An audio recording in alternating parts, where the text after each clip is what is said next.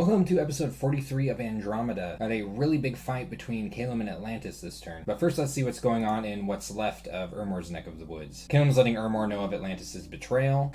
You were our only truly civilized neighbor. Urmor prophetized his Pontifex Maximus, making him an H4 priest. He pushed these out. I think here he was checking if Helheim still had anything left on siege, and yeah, a few Van Jarls. So these ended up retreating back. And now he's forging an enchanted pike and a burning pearl. Maybe he's gonna thug out Cornelius here for the final showdown. And here is the battle in question between Helheim and Atlantis. So it looks like Atlantis was going for a throne rush, and Helheim's throne looked a little bit exposed to him. And this is the army he's moved out with. Got a bunch of Deep One spearmen in the front lines, as well as in some boxes on the corners. Some warriors of the deep holding up the rear. Very important thing to do when fighting Helheim, because birds are going to come down all over everywhere. Notice his mages are in a box in the middle. A little Atlantean militia on the side here. And he's brought lots of mages of the deep to this battle. So we're likely to see some ice elementals here in the snow. Now, Helheim, on the other hand, has brought almost everything he has. He's moved multiple armies and mages from all over his territory. Look at all these Eagle Kings here. Oh my gosh. Probably close to every single Eagle King he has. Massive mage line running right through here. In this line, you can see most of these units along this line are all mages. Surrounding them, he's got some winged units, not as many as he's got friggin' corpse constructs out up front, and a few winter wolves running around. So right away, Helheim's got some birds coming down in the back corner of Atlantis' territory. These aren't going to be too much of a problem. Firehorn warriors aren't that strong.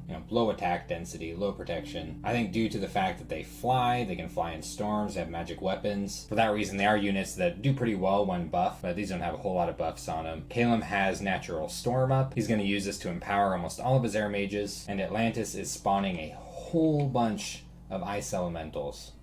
Now, ice elementals are what you get when you cast summon water elemental somewhere cold. Generally, they're not as good as water elementals. In some situations, they are, but most of the time, you're going to want water elementals. What makes them different is they've got higher protection and ice protection, so when they're in the cold, which is always, they'll get even more protection the colder it is. They've got significantly less attacks. Let's see if I can find a size 6 one. So like a size 6 is going to have 2 fist attacks. A size 6 water elemental is going to have 4 attacks. And water elementals also have better attack and defense skill. Ice elementals in general are a little bit tankier. They got a little more HP, some more protection. They do not have the mundane resistances that water elementals have, like slash, blunt, pierce resistance, but they do have a chill aura, which is pretty nice. So they're going to fatigue the shit out of units around them that don't have cold resistance. And Atlantis' own units are pretty much okay in this for the most part. They do have 5 cold resistance. Helheim, on the other hand, is casting quite a bit of his own ice elementals as well as living air. So he's getting lots and lots of air elementals, which fly and come down and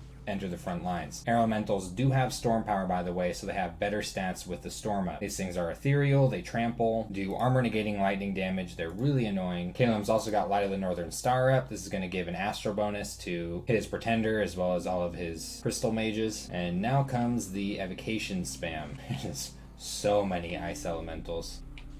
Some lightning bolts coming down, some gifts from heaven, lots of ghost wolves and phantasmal warriors and stuff, blade wind coming in. This is a big mess. Something of note, Helheim is using these winter wolves as commander guards. Now, this does have a problem, and that's that they have a chill aura of 6, which means that units that are not sufficiently cold resistant are going to take fatigue damage sitting around these winter wolves.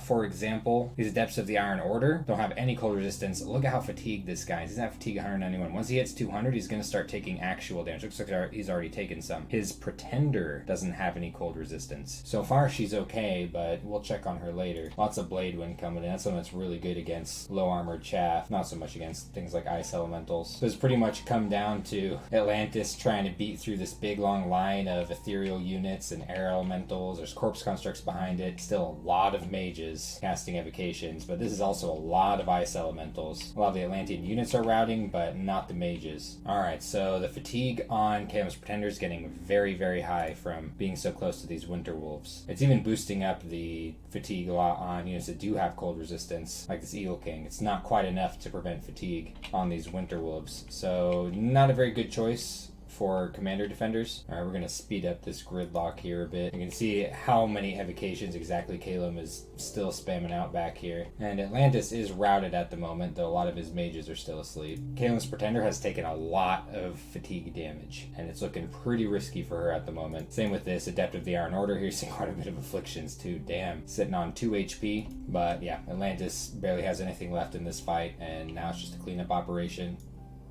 And there he goes. So the results of this fight is Calum did lose 3 Adepts of the Iron Order and his Pretender. That hurts really bad from using the Winter Wolves as bodyguards. He lost a Harib Seraph somewhere in there too. Half of his corpse constructs are gone, almost all of his Spirehorn warriors, and a few random units. Atlantis, on the other hand, lost almost everything. Only 3 Mages of the Deep managed to retreat. All these units down here, this is all replaceable stuff. The commander's replaceable. The mages are what hurts, and he lost almost all of his mages that he brought to this fight. This was fairly costly for Calum though, and due to his own mistake, and losing your Pretender, that hurts really bad, especially with his Great Enchantress, which he's been using to summon Devas and Yazads. Fortunately, a couple of these Yazads are able to summon them themselves. That is not the case with his Deva though. He needs a Death Fire crosspath for that, though he's quite a ways off in death gems anyway. So after that fight, he's retreating everything back from this front line. I imagine just getting everything reorganized just in case this army marches back up into Omer this next turn. He's already got a couple of his priests on Call God. Yeah, that really hurts. And it looks like Fuyafusa's building a little cult in his cave here, preaching that labor is for the wicked. See, I knew he was in need. Helheim has pulled back from his invasion of Russ. At least this is what he told Hinam. He did sweep in and take this random province that this one's been exchanging some strange hands throughout this game. I think it went from Russ to Rilia to Atlantis, and now Helheim has it. And I'm not sure if Helheim is going to hold on to it. That's this swamp province right here. Decent chance Hinam might end up with it, the same way that Helheim let Hinam have Falgoth here. Russ is still moving his army of bears around randomly. Oh yeah, let's see how this Vanjarl does against the Man of Power who tried rising up and establishing himself in the Earthshell Mountains. Doesn't have so many of his Phantasmal warriors left. Maybe we'll make a few more here. Air Shield. Yep, here comes the wolves. So this is what a Man of Power looks like. I like it. Now mist form on himself, glamored, protected from projectiles. He can just sit here and crap out an army all day.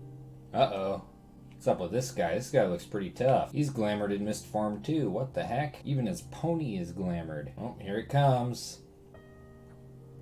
There he goes. Not powerful enough. This here is actually somewhat of a big battle and is part of Atlantis' attempted throne rush. Atlantis has a line of units protecting his back line, a couple of boxes of units out front, and a ton of mages of the deep scripted to spam lots of living water. Helheim has brought along a couple of boxes of undead. This is the province defense here in the middle, as well as a Vanjarl leading a decent amount of Hellhirdings. What is this? Maybe 15, 20? Let's see if that's enough to break through the living water spam. It's so many water elementals. So the undead is just melting against this. So is the province defense. It's going to come down to whether the Hellhirdings can break through or not. And I think there's way too many water elementals here. If anything, these Hellhirdings are just going to get tired against these fatigueless monsters. They can just swing forever. So Helheim loses almost everything he has in this fight, including his Vanjarl. And Atlantis loses about half of his Deep One Spearmen and almost half of his Warriors of the Deep. Getting rid of 3 turns worth of recruitment of Hellhirdings, I would say this is a good trade. Oh, so this event at the Earthshell Mountains here, after they killed the Man of Power, they found a strange magic compass inside his pocket, and it led them to a place of power. It's actually a really nice magic site. Allows recruitment of Air 2 mages. This would be killer for a lot of nations. Not as much for Helheim because he already has plenty of air access, though these would be his cheapest to spam Air 2 mages. They're both cheaper in upkeep and initial gold costs than the Vanjarls, though not sacred, not quite as mobile, can be used as thugs, but still fairly decent Air 2 mage access right there. The site itself boosts air rituals by 2 provinces. This movement here is just a Vanjarl moving in. I think he's expecting Atlantis to keep moving. And I think this army here is actually intended to be a sieging force for Pantocrator's bounty and isn't actually meant to intercept these bears here. He's making an Armor of Souls with his Pretender. That is a blood booster item. He's been using his Rainbow Pretender just about every single turn to do things that pretty much only it can do. Very good demonstration of how to properly use a Rainbow Pretender. Build boosters, increase increased diversity, you get crazy cross-path items and rituals and stuff, and pretty soon it looks like Helheim may be sitting on 3 capitals.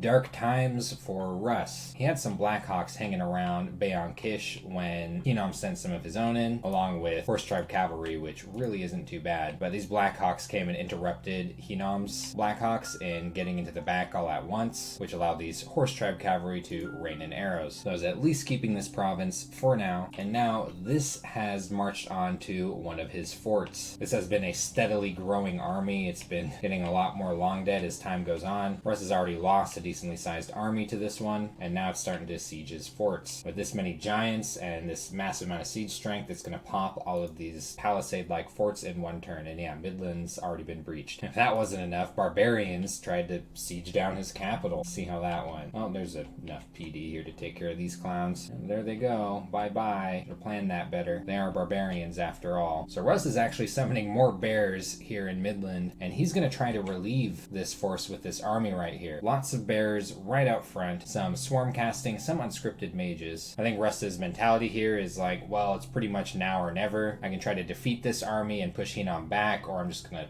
get weaker and weaker fort by fort. Forging a flambeau with this pretender. Dang, been making some weird magic items with this thing. But we will have a decisive battle for Russ next turn to check out. And things are going fairly decently for Hinnom at the moment, though not so much of note going on with these messages. He didn't find any magic sites this turn, decent number of blood slaves, pile of magic gems. Oh wait, what's this? Amnon, the son of Arakiel, has appeared at the gates of your fortress. Look at this. This guy is obscene in at least a couple of ways, holding a huge ass freaking pillar. Doesn't need to wear anything more than a cape. The moment he walks in him, Hinnom has him suit up. This guy is kitted for some heavy thugging. Ring of Regeneration, Girdle of Might, Boots of the Messenger, so he's got a decent amount of reinvigoration from these items right here. Armor of Knights, this is very efficiently costed, high quality armor. Same goes for the Black Steel Helmet. Scutata Volturnus, really awesome shield that flings lightning around its holder, and a Flesh Eater. This causes whoever's holding it to potentially go berserk. Really important item on some Thug and SC builds, as it prevents them from routing. Hinnom is reinforcing the siege force at Midland with more long dead. He is storming the castle this turn, but he's going to have to fight Russ's main army before that happens. Sending in a proper raider, beautiful man at that, into Bayon Kish after the birds screwed up. And otherwise, not much of note, just staying on top of his forging and his rituals, spamming the shit out of Voice of Aspu, looking for them water gems, and in general, ramping up research at an insane speed. And Atlantis has received a message from Calum, very simple, just like the one that Atlantis sent to Calum a couple turns ago. Rude. And now after this turn, Atlantis has some thinking to do. He lost a enormous fight here. He won this one, but now he's kind of in a strange situation, looking at a pretty gross looking throne province. I think he's not sure whether he should try to take it or not, so he's just chilling at the moment. From what I can see, he's at least not going to try to attack Calum again this turn. It looks like he's actually probing Helheim again, sending a commander up to see what's going on Summer Bay.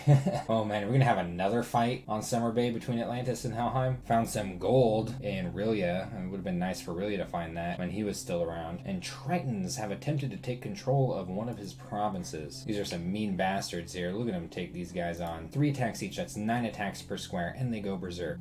Uh-oh. Yarny Zai, this is the PD commander. He's looking a little bit iffy. Wow.